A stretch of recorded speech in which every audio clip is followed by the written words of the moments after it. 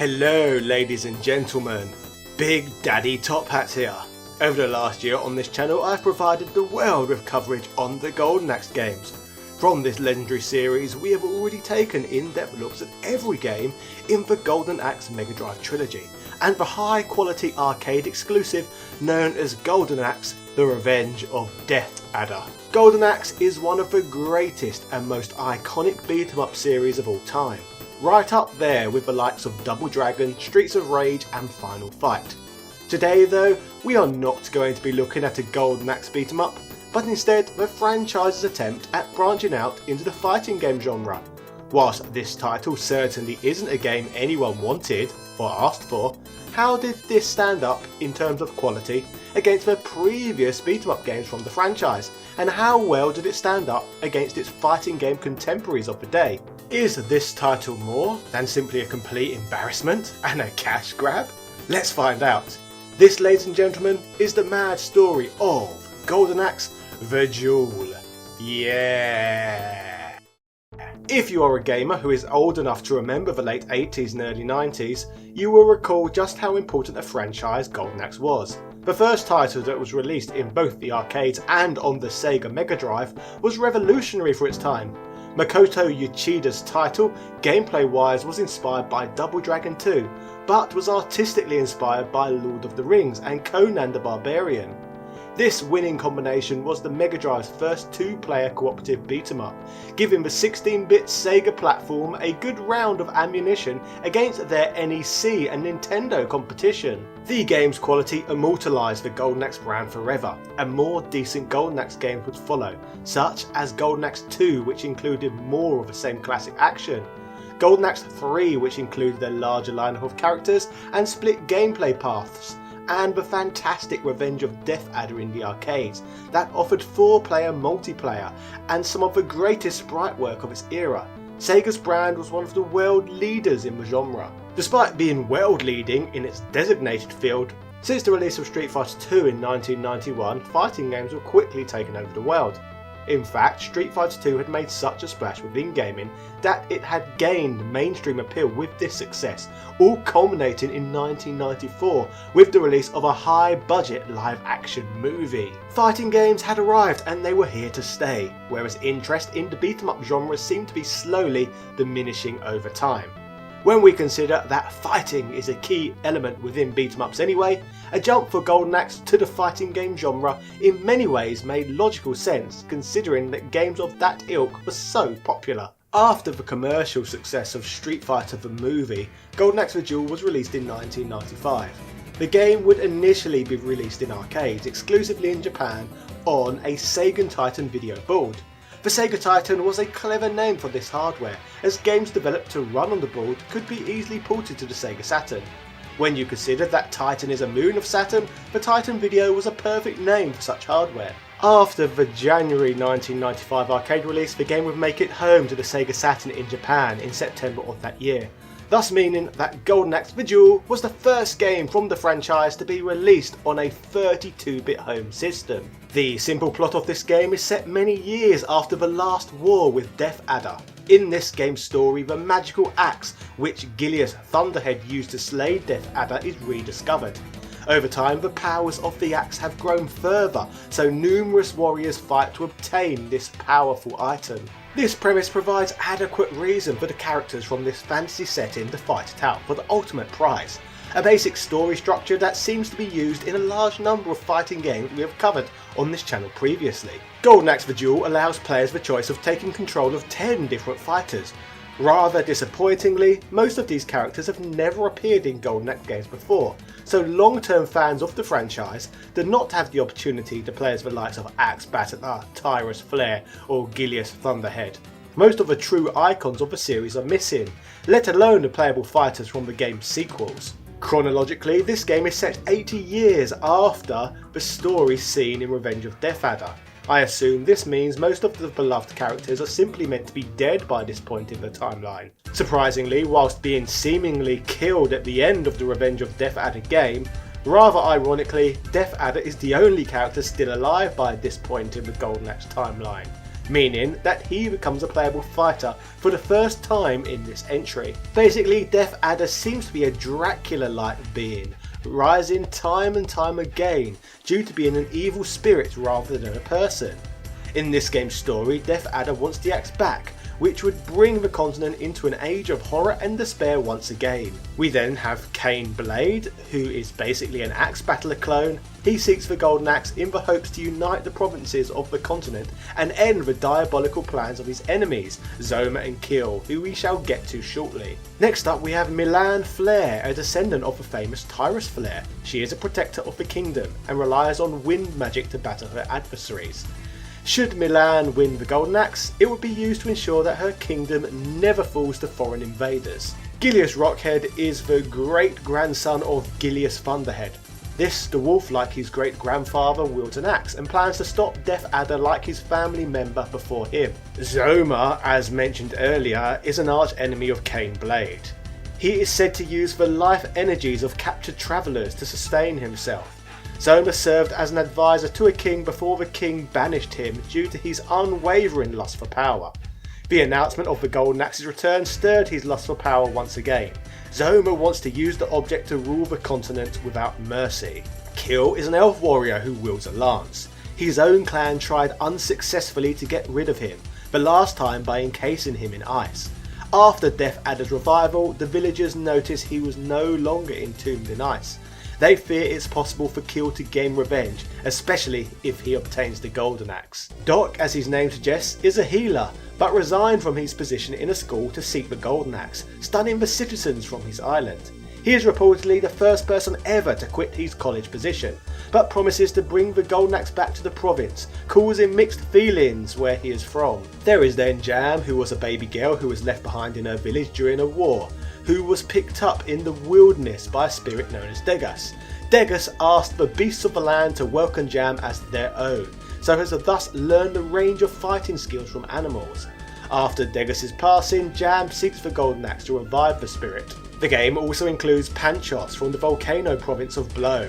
Panchos is well known for his good sense of humour and ability to learn anything. The son of an inventor headed off to seek the Golden Axe equipped with armour and large metal bombs. Panchos' curiosity knows no bounds. Finally, from the playable lineup of fighters, there is Green, a character from a race of half-human, half-plant giants with awesome strength.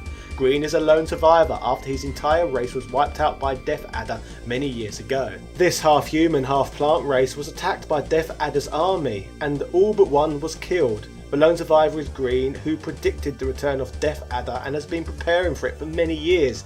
Learning of Death Adder's return, Green wants to stop him once and for all. So that is most of the game's lineup of fighters and their individual reasons to be fighting. In terms of the combat in this game, as you can probably see, the easiest way to describe Golden Axe The Duel would be as a Samurai Showdown clone. This title is a 2D weapons based fighter that even features the same sprite scaling zoom in zoom out camera feature found in SNK's Classic 2. The similarities between The Duel and Samurai Showdown are easy to identify. Like most versus fighting games including Samurai Showdown 2, matches take place in 2 out of 3 falls rounds based encounters, or as they are known as in this game's case, duels. Once again, touching on SNK games, some of their early fighting games including Samurai Showdown once more, included the use of power gauges within the fighting game mechanics, predating their inclusion in the likes of Darkstalkers and the Street Fighter series. Like all of those games, Golden Axe The Duel features the use of a power gauge system too, an element included in the game that was almost becoming a trope of the genre by this point in time. One thing I do think this game does fairly well, at least though, is marrying up the fighting game genre with the pre-existing world of Golden Axe. All the stage backdrops in this game are vivid, well animated and fit the general theme of the game. This in the very least allows the setting of the game to look unlike all the existing fighting games on the market, despite the art style and mechanical similarities the game seems to share with Samurai Showdown. As mentioned earlier though, in terms of trying to make a Golden Axe game feel, well, more Golden Axe-y, I still would have strongly preferred a roster made up of famous, well-known characters from the Golden Axe franchise, rather than their descendants along the load of random buggers we seemingly got here.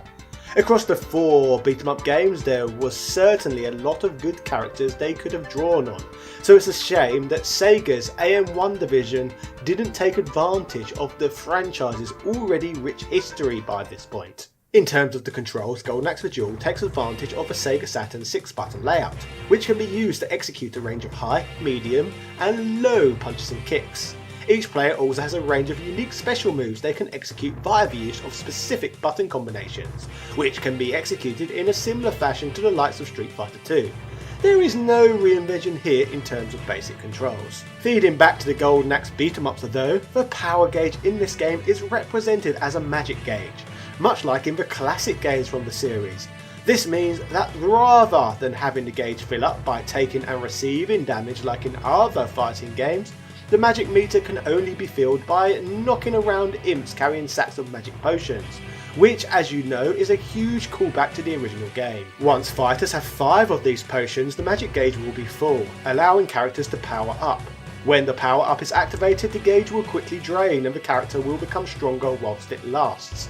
During power up, the character can also use their strongest and most powerful manoeuvres known as hyper magic. Fighting game purists may not necessarily like a mechanic that only allows players to perform their most powerful moves by collecting dropped items. However, as mentioned, at least this feeds back to the greater Golden Axe franchise, and whilst not that common of a mechanic in 1995 in the fighting game genre, collecting items to perform players' ultimate attacks seems to have become more common in the future, with games like Power Stone and the Smash Bros series both being prime examples.